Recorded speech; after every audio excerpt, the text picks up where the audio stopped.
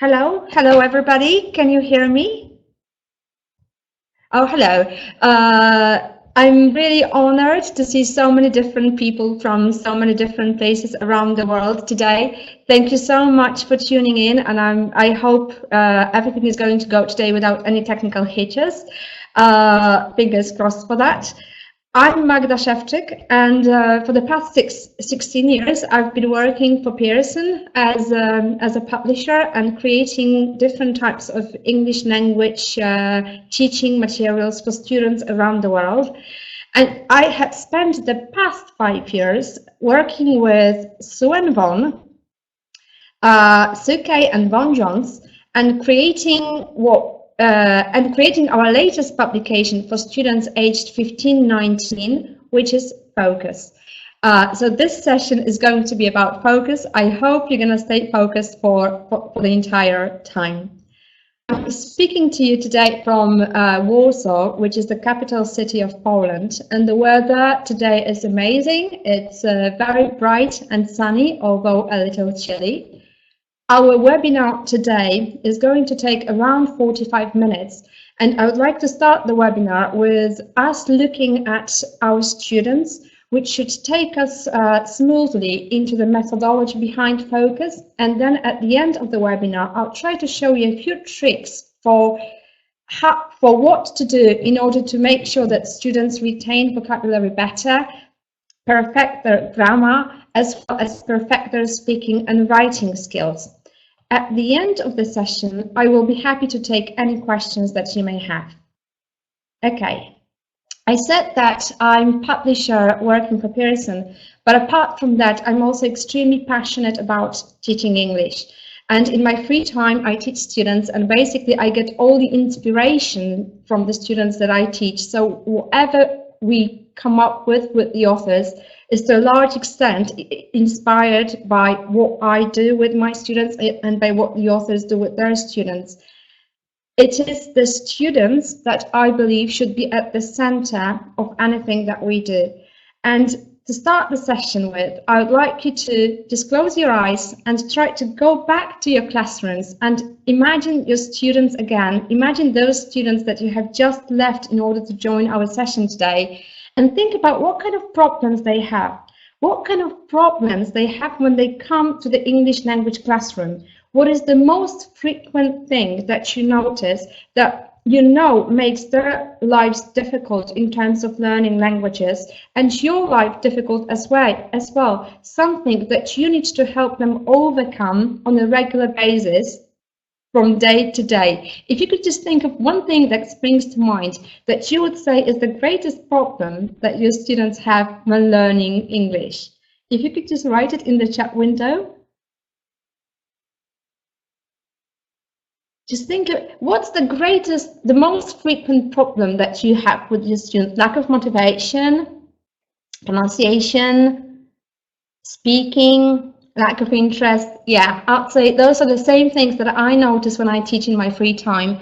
And there are a couple of other things when you think about students who are aged 15 to 19. One of the things that they very often say, and I would say this is absolutely correct, not just for 15 to 19-year-olds, is that they have problems remembering the new things that we teach them. We teach them a lot, which is fantastic, but how do we help them remember what we teach them? This is something that they definitely struggle with. Would you say this is something that your students will have problems with as well? Yeah, that's something that's true for everybody. So no wonder that's true for our students as well, for whom English is only one of the lessons that they have to go to and learn. The other thing I would say, and it's more and more common, is that many of them actually want to either study abroad for a while or work abroad for a while in the future, and as a result, what they want to be taught is what they call real communication. I've heard over and over again that what we sometimes teach is not real communication, it's the Shakespearean English, which to some extent is true because there are those basics that we need to teach as well. But I do understand what they say, when they say that they need real communication. And this is especially crucial when we think about speaking and writing, because those two skills will be something that they will need to use when they study abroad, when they work abroad. And the third thing, which is common for students aged 15 to 19, is that all of them will probably at some point need to take some exams. So they basically worry that they will not do well in their final exam. Would you say this is the situation with your students as well? Do they worry about exams? Yes, they do. And those are usually high-stakes exams, which means extremely important because they may determine about their future careers, about what they do, which university they go to. So they may literally determine their entire lives. And these are the problems from my perspective that students keep mentioning over and over again, and that I see myself when I teach English. But these are not the problems which are common to us nowadays. It's actually problems that have been with us since time immemorial. And it's already Socrates who said that there is no learning without remembering. So exactly as our students. Paul Nation, a well-known linguist, said that in order to remember something, you do not only need to be exposed to it, you need to be exposed to it between 5 and 16 times. That again has something to do with remembering. So we need to be able to help students remember, but we need to be able to expose them to something a number of times. And as Benjamin Franklin said, it's not enough when you tell me something because I'll forget. If you teach me, I may remember, but if you involve me, I will learn. So it's the subject of remembering and engagement and involvement that was something that we always discussed with Sue and Yvonne when we worked on focus. Those two things were present in development when we developed all the activity areas. And what Sue and Yvonne came up with is the methodology of 3 N's. Whatever we do in order to make sure that our students succeed in the classroom needs to be motivational and engaging.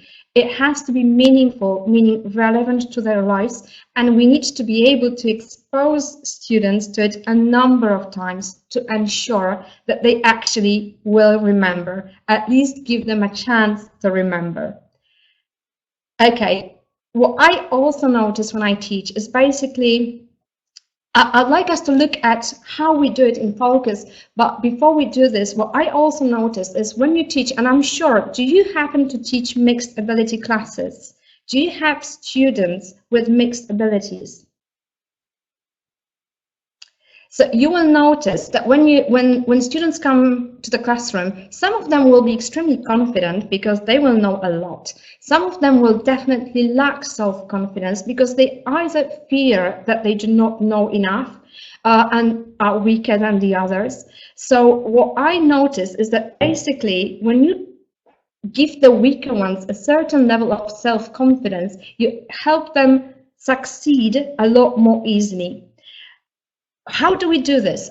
Actually, the easiest trick to do this, to give students confidence that they can perform, is show them how much they already know. Because when they come to secondary schools, they will have been exposed to English language for quite a number of years. They will know a lot. Even if they do not know it, may not know it actively, they will know it passively. So in order to give them the confidence, as well as level up the level of students, make sure that they are more or less starting on the same level, you need to show them, we need to show them how much they already know. So we start the lessons in focus with something which we call show what you know, which is a very short activity in which anything that we want students to learn will appear. What happens later on, we will now need to teach them the new things. We try to do that via engaging and motivating context, which will be relevant to students' lives. And in order to also make it easier for them to see what will be taught or what they will need to learn, the things that will be new will be highlighted in in one way or another. In this context, in this text, as you can see, some words are in red, some words are underlined. So I extracted these words. I extracted the red group. Take a look at it. Could you guess what we are teaching in this lesson? What kind of vocab we are teaching when you look at the words in red? Could you guess the topic?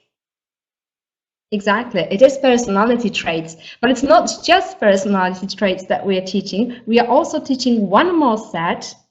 Take a look, and it's underlined in the text. What do you think we're trying to teach here? It is prepositions that come with specific adjectives. So what happens there is we expose students for the first time to the language, which is highlighted in some way via a motivating context. What needs to happen then, we need to expose students again in a different way. What we do is we've got a number of exercises by doing which students will get at least between 4 to 5 exposures more. So for example, when they do an activity, they fill in a respective exercise in the words to section. So the first time they saw something, now they rewrite, which means that we also engage another sense, which also helps us to remember. And what will happen later on? So that's one of those activities. They fill in the exercise with the personality adjectives that you've just seen, hopefully come up with something like that, creating positive and negative pairs of adjectives. That was the second time students were exposed to it. But what happens then is that each of those pairs of adjectives in this context, or each of the words that they compile in the word store, is recorded. So what happens is that students check their answers, but they will also have the chance, the possibility of repeating the words. The recording will go like that. 1, caring, with a gap for students to repeat. Selfish, with a gap for students to repeat. And I truly believe that this is crucial. Some of you did mention that your students have problems with pronunciation, and I agree with that. And I also know that in language, most miscommunication is the result of either the wrong word being used, or a word being forgotten, or a word being mispronounced. It is not the problems with grammar that cause miscommunication. It really is the problems with the wrong words, lack of words, or pronunciation. So that's the third time that students get exposed to a given word. And afterwards, if you see, you can see the exercises here with the preposition. It works exactly the same way. Students fill in the preposition, hopefully coming up with answers like that. They've got the chance to check their answers, repeat the words, and what happens then a number of times, we give them exercises in which they are asked to practice. So now it's practice times, and they practice between 2 to 3 times, and whatever we do is we try to give them sentences which will be meaningful and relevant to them. If you look at the examples, fill in the gaps with a respective preposition. What sort of things are you interested? What would be the preposition?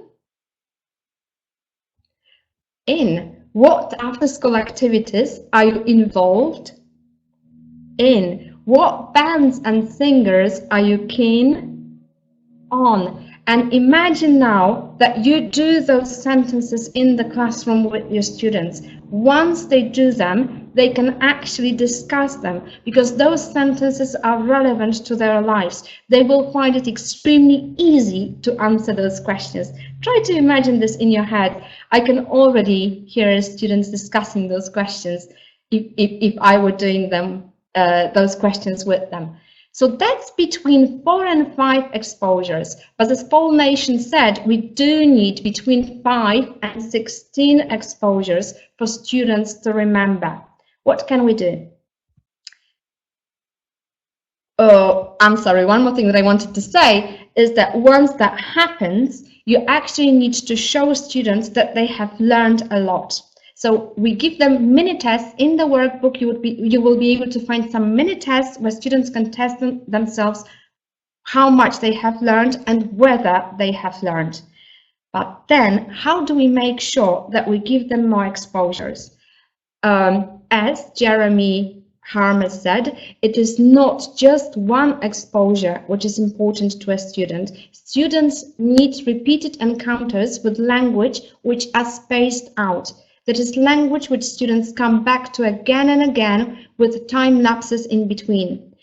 You do something in the lesson, you revise them, you do a mini test, but then if you do not go back to the words again, they will definitely forget.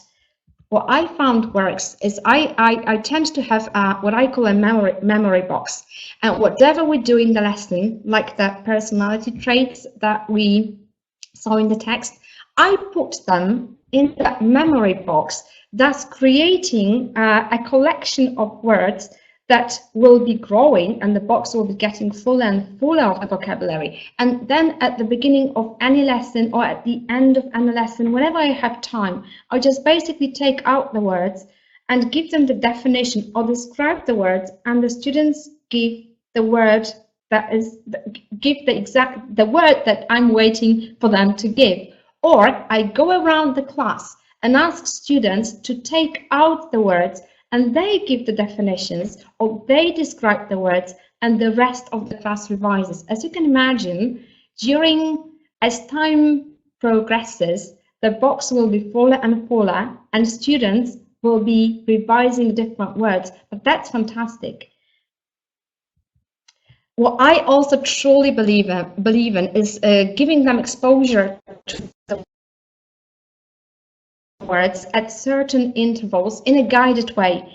Because imagine you do something, a week passes, they will remember a lot less. How do you make sure that the first time you revise something is they do it correctly? It's something that I call slips of paper, and it does take basically something like that. So students get, of course, a lot smaller pieces of paper, and one of the students, and they work in pairs. And imagine it's me, I'm there, I'm going to use my personal assistant here, that's student B, that's my partner. And we are revising the prepositions that go together, that you saw in the text. What I see as a student is a sentence which is gapped. At home, I'm responsible for taking the rubbish out, and I'm supposed to give the answer responsible for. My partner in the pair actually sees the answer, ensuring that I give them the correct answer. If I make mistakes, they will keep saying no until I get it right. That sort of guided practice, thank you so much, that kind of guided practice really enables students to get the words correctly the first time we revise them after some time. The trick is to create sentences which would be meaningful to students, because not only will they be able to make sure that they revise in a guided, correct way, but then you can use the same sentences for them to practice speaking a little. For example, you can ask them to say, select the sentences which are true for them, or discuss whether they agree or disagree with the sentences. I'm sure they had something to say to sentences like, at home, I'm responsible for taking the rubbish out. Is that true for you or not? My father works 16 hours a day. He's very hardworking. They will definitely be able to say something about that. So they revise, but they also can say something about it, because all those sentences need to be, it's a lot better, trust me, a lot better if the sentences are meaningful to them. I know it takes a little bit of preparation time, but if you do not, but it's worth doing it. If you do not have that preparation time, you may not. We make sure that we have quite a few of such activities in the teacher's book for you to just cut out and give out to students. sometime later, once you've revised the words in a guided way, you can give them some freer practice. And in the teacher's book, we also have loads of activities for freer practice. They will revise the same vocab over and over again in a much more, it's in a freer way. I recommend doing that like 3, 4, 5 weeks later. That's exposure number 6. Exposure number 7. Another activity which I really enjoy is what is called Taboo. Is basically using the same words, the same keywords that you want students to remember. You can use the words in your memory box and then adding the words that you don't want students to use when describing the words to you. They can do it in pairs. Again, it does take a bit of preparation time, but once you get those words, once you get those sets of words, you'll have them ready forever, and you can use them whenever you want to. The clever trick is that you can employ your students to prepare those cards for you, because you can ask them to take the words from the memory box and ask them to add the words that they wouldn't like their partner to use when explaining the words to them. Once they do them, you've got those sets ready at your disposal at any time you want to. That's vocab. And we know that vocab is crucial. One more thing, try to have fun. From time to time, try to have fun with your students. That's crucial. When you show them you have fun, they will have fun. They will remember better as well.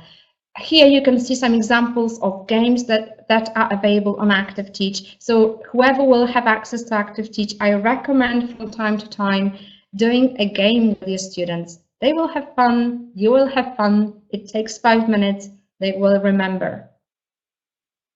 That's vocab, and vocab's crucial because without vocabulary, nothing can be conveyed. Without vocabulary, nothing can be said.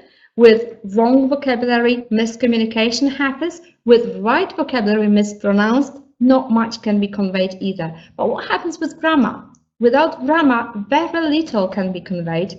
And we know that grammar is also extremely crucial because your grammar is actually a reflection of your image. Good or bad, you have made an impression, as Jeffrey said. So grammar is crucial. You need to make sure that in the classroom, you also give them the chance to get more and more accurate at grammar. At grammar. How do we do it? In the course, we do it the same way as we do it for vocabulary. So we basically show them how much they already know. Again, give them confidence at the beginning. They will have seen a lot. They will know a lot. Just remind them that they know a lot. Show it then in context which is meaningful and engaging. Practice it via meaningful exercises and allow them to show then what they have learned. It's the same process that we've just gone through for vocabulary. But again, as with vocab, grammar will slip if we do not revise it at certain intervals. And again, one of my favorite things here are the slips with guidance, which I prepare. That's something that is extremely effective for grammar. Again, I try to create sentences which would be meaningful and relevant to their own life, because then they can discuss them, say whether they agree or disagree. Works the same way as vocab. Imagine them discussing, first of all, doing sentences like, I refuse to wear a school uniform. We spend a lot of time playing computer games. Can anybody guess what grammar point is being revised here? Or practiced here? Definitely, it is gerunds and infinitives, definitely. And then they could discuss the sentences, saying whether they are true for them, how they feel about them, etc. If you haven't got time to prepare that slips yourself, you'll find them in the teacher's book. Another thing that I love with grammar is drilling, but not dreaming in the old ways, which I also think have their purpose from time to time, but drilling in a more motivating way. Imagine that you want to, that's from focus 3. Imagine that you want to drill the structure. Would you mind doing something, please?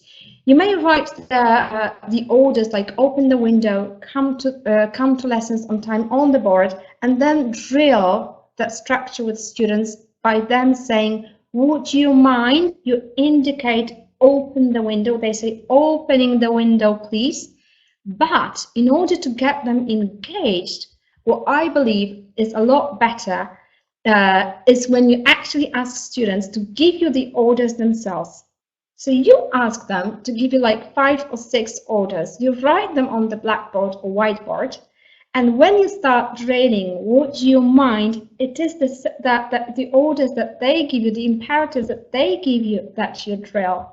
It's the same activity, but a lot more engaging for them, because you show them that you respect them. You show them it is their choice. They will remember better. I also believe in drilling. Once you drill something in an easy way, in drilling something, building up on that drill and making it a little bit more difficult. And this time you can move on to drilling, would you mind if I? And again, you can ask them to give the imperative chunks about you as a teacher. That could actually be a lot of fun. Imagine that. And now another activity when I drill, and that works for a number of grammatical structures, is that I give them, once they've been taught a certain grammar point, I give them just the beginning of a sentence. Like if I had a lot of money, and it's their task to finish it in 3 ways. 3, 4, 2, depending on the grammar point and depending on the student's abilities, how much language they actually have at their disposal. So basically depending on the level, on their level. If I had a lot of money, and for example, I can write, I'd travel, I wouldn't work, I'd share it with others. The trick is, 2 of those are true about me. 1 of them is false. And this is what your students should do as well. They drill it by writing, then saying, but the partner that they work with in the pair needs to guess which one is not true about them. Which one is not about me? If I had a lot of money,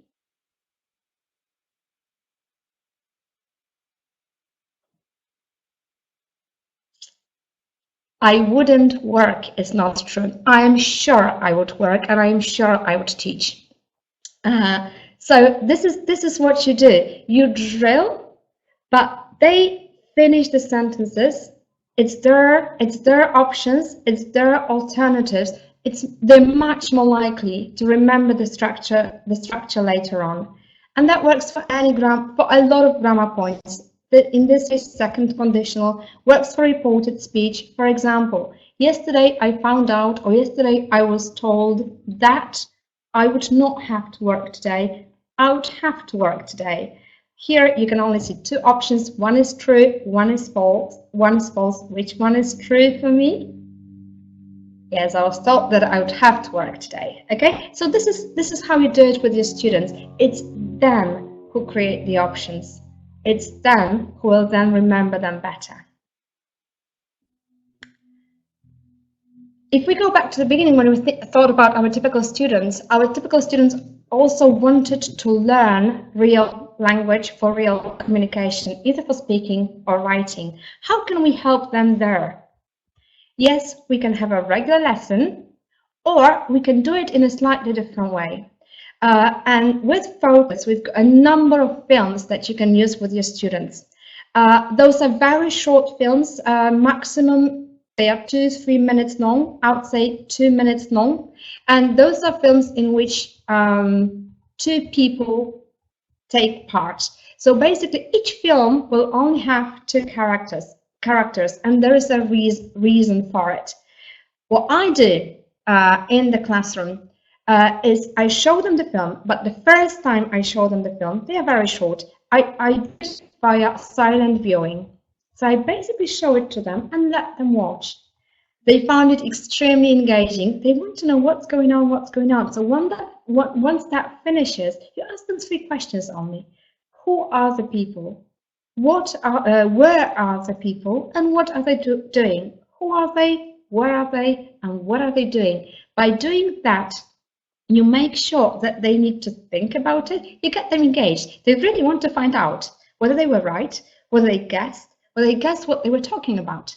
Okay, so that would be the first time. Then I would show them the film with either subtitles off for better students or subtitles on for weaker students. And there are a number of things that you can do with them. You can either play the film without subtitles or with subtitles and stop it at certain intervals in order for students to predict what will happen or what the other person will say. Okay, so you just stop. You know where to stop, and you ask them, okay, what will the other person answer now? Like, for example, here, the answer is that's £29.99. What do you think was the question that preceded that answer?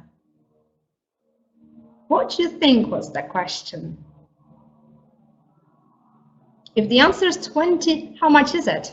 Absolutely. So this is one way of doing it. Another way of doing it is you can play the entire film, again, with subtitles on for weaker students, with subtitles off for stronger students, and basically ask them how much you can remember. And that's some kind of a challenging activity in which, oh, and they also said this, and they also said this, and they also said this. You get the whole class involved. Or you can basically play the entire film and ask specific questions. What did the girl want to buy? What color did she want? What size did she want? Did they have that in that size? How much was it?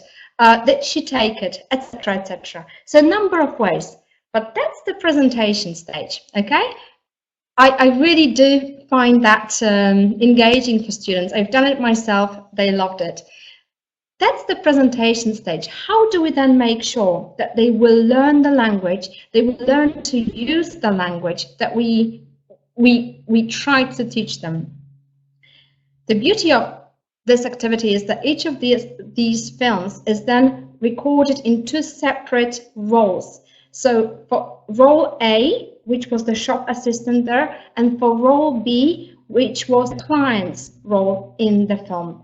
And what happens then is that the client in this situation will say her role with gaps for the shop assistant's lines.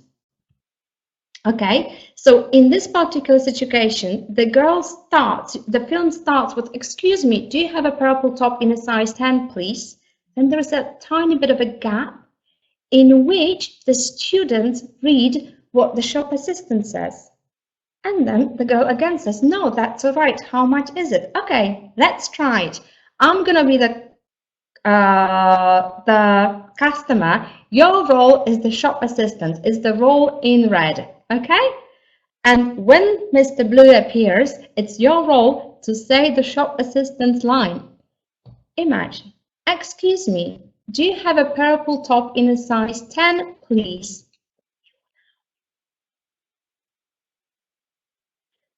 No, that's all right. How much is it? It's a present, so if it doesn't fit, can I get a refund?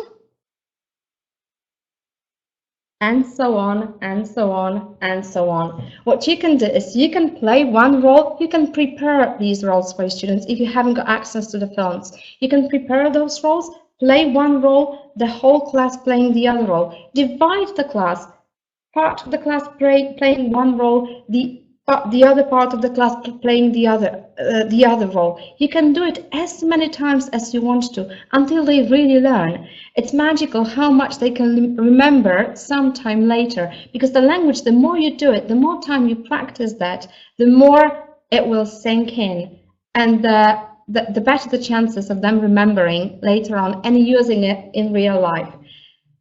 The beauty of this film is also that kind of language is very is the real life language, something that they really will need in their lives, whether they go to study abroad or work abroad, etc.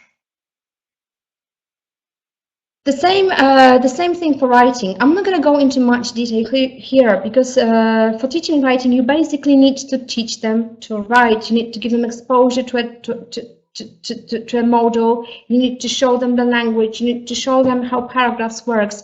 But what I find extremely useful, once you go through all of that, so once you do writing in detail, and once you give them a task to perform at home or in the classroom, please do make sure that you give them the useful language that you want them to use, and please do make sure that apart from the task and the useful language, you give them a list of things that you want them to check before they hand the piece of writing in. This is something that I found extremely useful for them, because it's very often that students do not pay attention to paragraphs, they do not pay attention to punctuation, they do not pay attention to whether they put full stop at the end of the sentence or not. They don't notice that they haven't covered all the points that they were asked to cover in the task, etc., etc., etc. And it's by giving them a tiny list of points that you want them to check before they hand in a given piece of writing, you ensure that the chances of handing you something better are a lot greater than if you do not do that. And this is something quite reassuring for students as well. First of all, it makes sure, it gives them a chance to look at the language again. But it's also very likely that the grade that you will give them after you check the piece of writing will be a lot better. That's a confidence building technique as well. Apart from that, what you can do, and I've done that myself, especially for exam tasks. When you teach them exam tasks, you know very well that it's specific language that will appear in specific exam tasks over and over again. You can drill that very easily by, for example, giving him again the model text that you worked with in order to prepare them for a given writing task, and by, for example, blanking some of the phrases that you want them to learn, to remember. In this case, things like I hope, as you know, I can't wait to see you, etc. You can blank anything that you want to. So they work on the text again, but this time try to remember what were those phrases. Imagine that you, for example, practicing language for a letter of complaint. I'm writing to complain about. I would really appreciate it if blah, blah, blah. I'll definitely blank those things. Something that they will use in every letter of complaint, okay? If you want to make it a little bit easier for them, you can always provide translation instead of just blanking. Give them translation for what went there. Translation exercises are sometimes very useful as well. And my typical students, as you remember, and I'm sure yours as well, you did say they did, worries about exam. Well, what can we say? With exam, they are inevitable. They will have to take them at some point. All you can do is teach them the strategies, do as much with them as you can, and basically practice, practice, practice. Give them as much practice with as much support as possible. Give it as homework, check it in class, as you wish. But really, the more you practice, the better they will do it. There really is no other way. And the last bit that I find is crucial is love what you do. Love what you do, because really in teaching others, we also teach ourselves. So this is the end of the session. Thank you very much for listening to the end. I'm ready to take any questions that you may have now.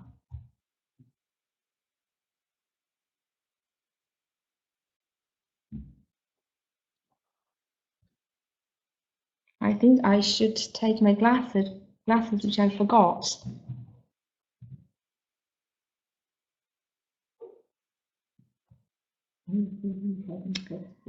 Not at the moment, but that's a very good question. I mean, the question is, I said, I'm answering the question of, are you thinking of writing focus at level A1?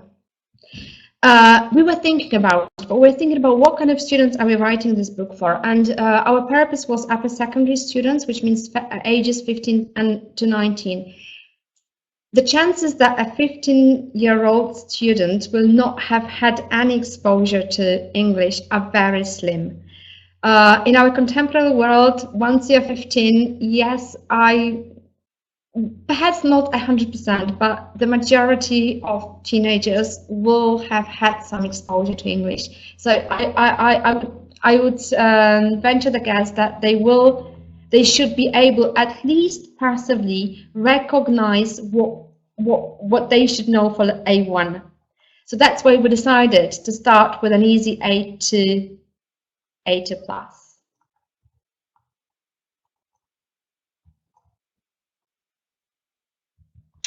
Where can you get the material for working with the short films? You will find the material in two places. One of the places is the multi-ROM, which will go together with the teacher's book. So at the back of the teacher's book, you will find a multi-ROM. The multi-ROM will have all the testing material, will have grammar animations, will have this interactive speaking videos, the short films that I showed to you. And the other place will be the Active Teach. So if any of you will have access to the interactive whiteboard software, which is called Active Teach for Focus, that's where you will find them as well. Which is the best book for adults? Oh God, each of us has got their own favorites. I haven't worked with adults for ages, so I wouldn't know now. I can recommend something for secondary students, but I wouldn't like to recommend anything for adults, to be honest. And it also depends what you need to teach your adults. Whether you need to focus more on vocab, whether the vocab needs to come within specific areas like business, or whether you want it to be general English, whether you want a course which is more communicative or more skills oriented, like reading and writing and listening. It all depends what you're looking for in a course.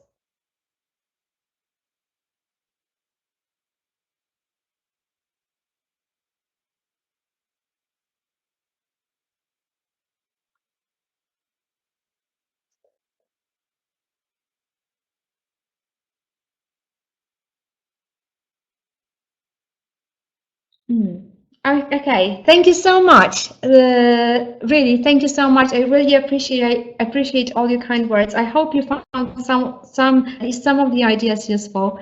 Thank you so much for tuning in and staying for 43 minutes. I know that Sue and Von will be touring the world very soon, actually throughout the entire 2016. So if you want to meet the brains behind Focus, Sue Kay and Von Jones, meet them on the road in those places. Thank you so much again. Have a wonderful rest of the day or the morning, if it's the morning for some of you, or the evening, if it's the evening for some of you. Thank you, and see you in the future. Good luck with your students.